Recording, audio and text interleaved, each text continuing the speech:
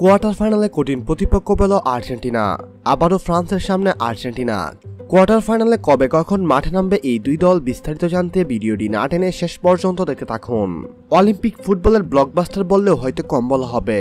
France বনাম Argentina আরও একবার মুখোমুখি হবে ফুটবলের বড় মঞ্চে।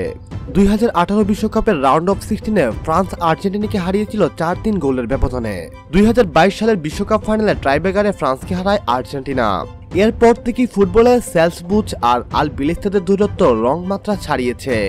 মাঠের ফুটবলে দেখা না হলেও কথার উত্তাপ ছড়িয়েছে দুই দলের সাবেক ও বর্তমান তারকারা। এবার অলিম্পিক ফ্রান্সের মাটিতে মুখোমুখি হচ্ছে আর্জেন্টিনা।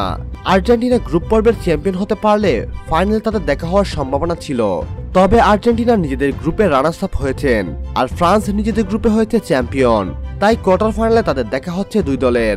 গতকাল নিজেদের শেষ ম্যাচে থিয়াগো আলমাদা ও ক্লোদিও অ্যাবিচেরি গোলে আকাশি সাঁতারা এনে দিয়েছে 3 পয়েন্ট।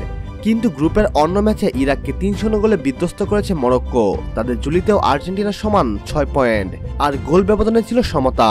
কিন্তু নিজেদের মধ্যকার দেখায় 2-1 গোলে আর্জেন্টিনাকে হারিয়েছিল মরক্কো। হেড টু হেডের সেই বিবেচনায় আর্জেন্টিনা হয়েছে বি গ্রুপের রানার্স আপ। অন্যদিকে ফ্রান্স নিজেদের 3 ম্যাচই প্রতিপক্ষকে রীতিমতো উড়িয়ে দিয়েছে। অলিম্পিকের কোয়ার্টার ফাইনালে দুই দল বাংলাদেশ সময় 3 তারিখ অর্থাৎ 2 আগস্ট দিবাগত রাত 1টায় মুখোমুখি হবে ফুটবলের দুই পরাশক্তি। দুই দলে উদীয়মান তারকার অভাব নেই। শেষ পর্যন্ত এই লড়াইয়ে কারা শেষ হাসি হাসে সেটাই দেখার অপেক্ষায় এখন ফুটবল দুনিয়া।